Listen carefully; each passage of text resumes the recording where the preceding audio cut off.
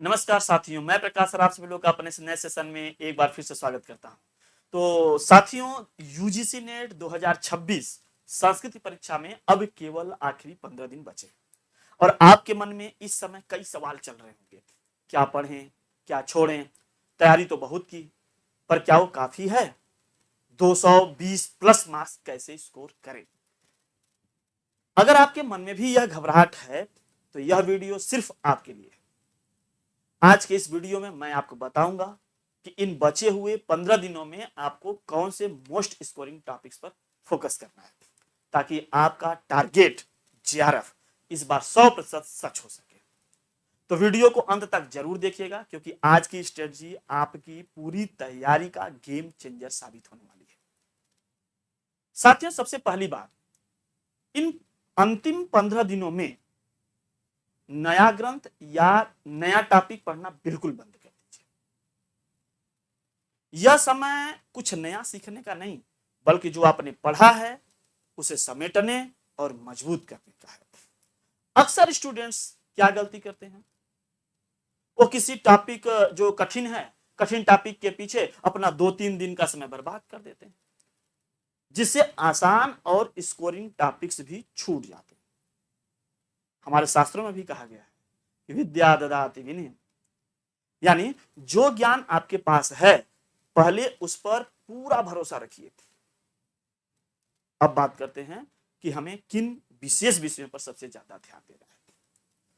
तो आइए हम सभी लोग बात करेंगे, आइए हम सभी लोग जो है बात करेंगे कि क्या पढ़ें और क्या छोड़े में भी किस पर ध्यान देना है, किस पर नहीं।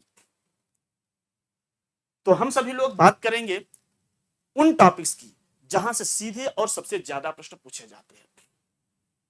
तो आपको पता है, जब आप पूरे सिलेबस को देखे होंगे तो उसमें देखे होंगे वैदिक साहित्य, जिसमें ऋग्वेद, यजुर्वेद, सामवेद, यहां से जो है सूक्तों के मुख्य मंत्र, देवताओं के विशेषण, संवाद सूक्त जैसे पूर्वावसी संवाद हुआ, यम यमी संवाद हुआ, इन सबसे जो है सीधे सवाल पूछे जाते हैं।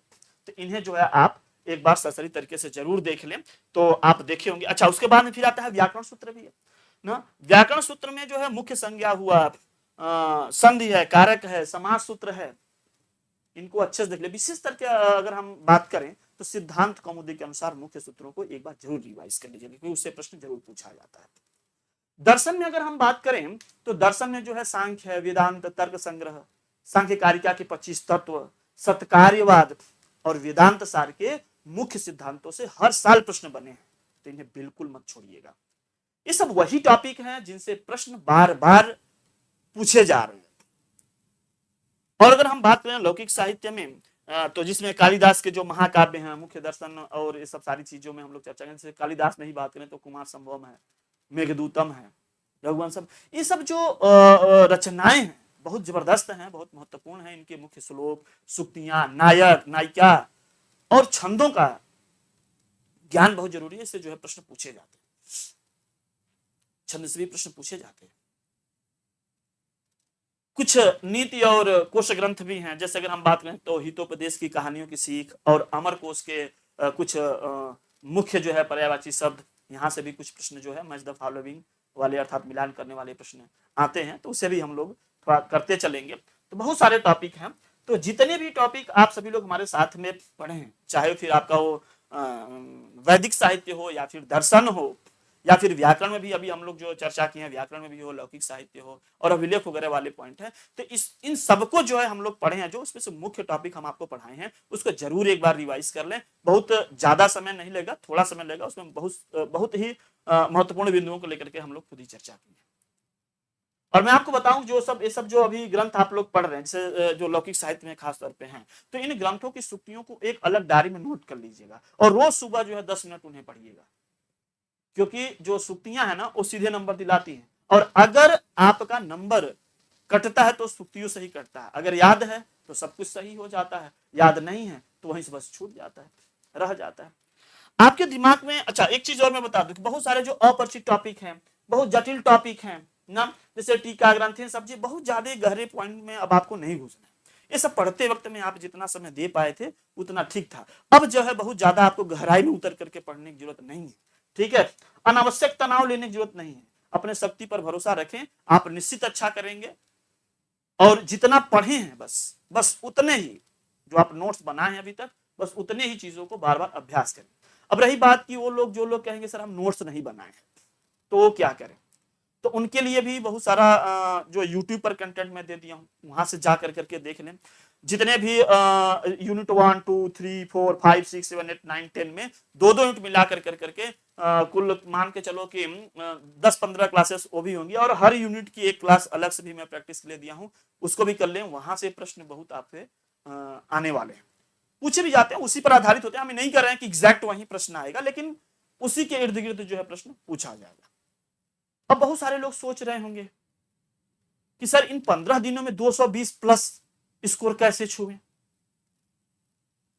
तो ये भी भाई बड़ी बात है। हाँ, ये जो बिल्कुल नए विद्यार्थी हैं उनके लिए बहुत कठिन होगा, लेकिन जो लोग एक बार पढ़ कर आए हुए हैं और 15 दिन में अगर ठीक तरीके से अपने आप को बांध लेते हैं, एक रणनीति के तहत जो है अगले 15 दिन अपनी तैयारी करते हैं और समय देते हैं अपने प्रैक्टिस रिविजन, तो वो जरूर कर सकते हैं।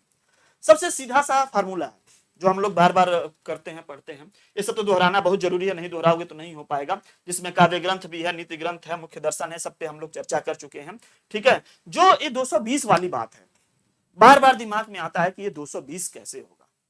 220 होने के लिए भाई 110 प्लस क्वेश्चन भी होने चाहिए, और अगर आप लोग हम कहें तो 110 प्लस क्वेश्चन करने के लिए, 110 प्लस क्वेश्चन करने के लिए अगर हम लोग बात करें तो मान के चलो अगर आप 35 नंबर जो है अगर आप पेपर 1 में कर ले जाते हैं, अगर 35 नंबर वहां से कर ले जाते हैं, तो आपका यहां से कितना हो जाएगा?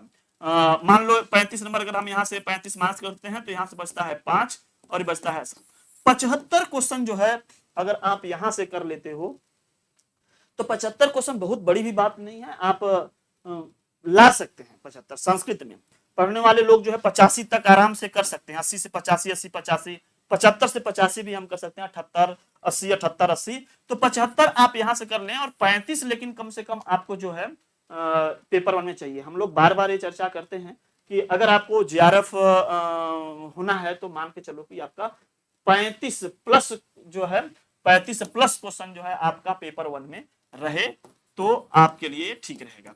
और पेपर 1 के लिए जो है आपको इसी प्लेटफॉर्म पर पूरी की पूरी कंप्लीट तैयारी जो है कराई जा रही है, अच्छे से वहां पर प्रैक्टिस भी हो रहा है। तो आप पेपर 1 भी आप अगर वहां से क्लास करते हो तो मुझे विश्वास है कि 40 प्लस लोग जो है आराम से पा जाते हैं। तो पेपर 1 के लिए बढ़िया कंटेंट और बढ़िया प्रैक्टिस क्लास सब कुछ हुआ है, तो हम उम्मीद करते हैं कि 35 प्लस या 35 भी अगर आप पाते हो तो यहां से 75 आप आराम से पा सकते हो, कोई बहुत बड़ी बात नहीं है 110 होने के लिए। ठीक है, पाने वाले लोग 80 85 भी आ जाएंगे। तो अगर आपका 110 प्लस हो जा रहा है तो 2 नंबर का एक होता है, ठीक है, तो ये 220 प्लस तो हो ही जाएगा। तो 220 प्लस हम जितना मैं लिख रहा हूं उतने ही आसान से करने के लिए आपको उतना मेहनत भी करनी पड़ेगी।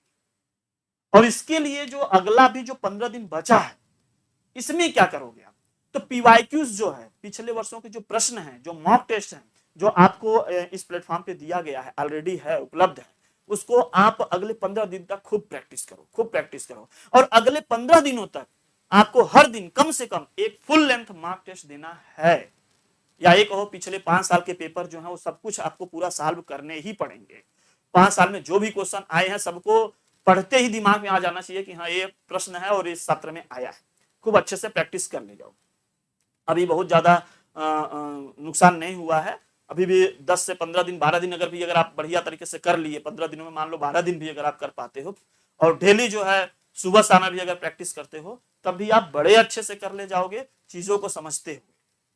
और जहां पे कुछ लगे कि नहीं यहाँ पे नहीं समझ में आ रहा है, जैसे अगर आपको करीब बता रहे ना कि 75 प्लस क्वेश्चन के आसपास, तो 75 क्वेश्चन अगर बहुत कुछ ज्यादा डीप पॉइंट में आ रहा क्वेश्चन आ रहे हैं तो ऐसे 10 15 20 क्वेश्चन, ऐसे भी 25 क्वेश्चन, 100 क्वेश्चन आते हैं, 100 में से 75 ही आप कर पा रहे हो तब भी बढ़िया है, बहुत ज्यादा नुकसान नहीं है। अब ये नहीं मतलब है कि 25 क्वेश्चन आप सीधे सीधे छोड़ दो ना, तो बहुत ज्यादा जो कठिन है उसमें नहीं उलझना है।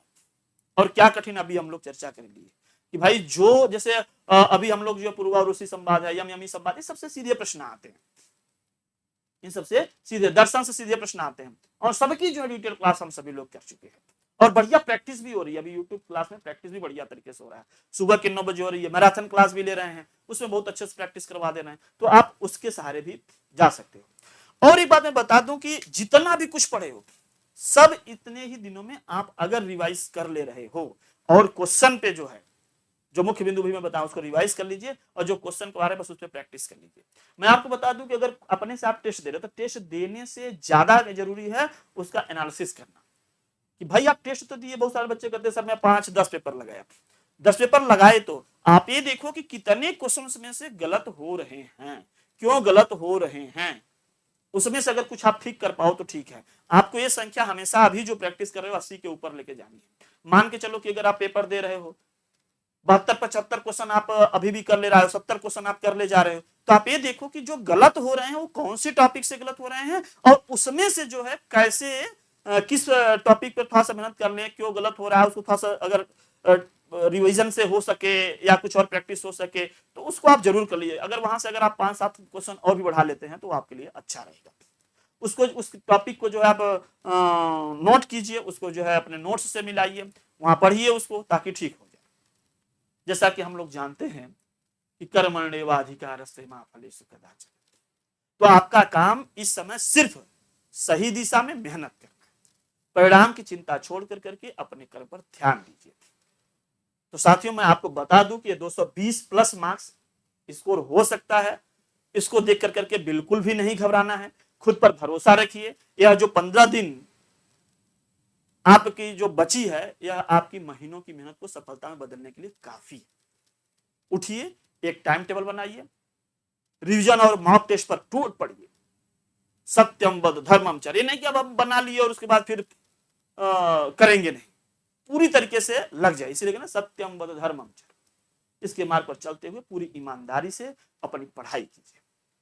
अगर आपको यह वीडियो मददगार लगी हो तो इसे लाइक करें, अपने संस्कृत वाले दोस्तों के साथ शेयर करें, और चैनल पर अगर आप नए आए हैं तो चैनल को सब्सक्राइब भी कर लीजिए। टेक्स्ट बुक सुपर कोचिंग हमेशा आपकी तैयारी में आपके साथ है, फिर चाहे वो पेपर 1 हो या हो पेपर 2। आप प्रैक्टिस कीजिए, आप क्वेश्चन लगाइए, कहीं कुछ दिक्कत आता है तो आप टेलीग्राम या किसी भी माध्यम से आप जरूर कमेंट करके पूछ सकते हैं। वैसे हम लोग डेली जो है यूट्यूब की लाइव क्लास में सुबह के 9 बजे मिल रहे हैं, और फिर आगे मैराथन क्लास होती है तो वो भी आपको टाइम बता दिया जाता है, शाम को 7 बजे अक्सर करके लेते हैं, तो भी मिल जाएगी। और ये जितने भी अभी सेशन हो रहे हैं सब में हम लोग कर रहे हैं प्रैक्टिस, सब में हम लोग कर रहे हैं PYQs, तो आप बिल्कुल मत मिस कीजिए, जरूर जुड़िए। तो मिलते हैं अगली क्लास में, तब तक के लिए नमस्कार, धन्यवाद, all the best for your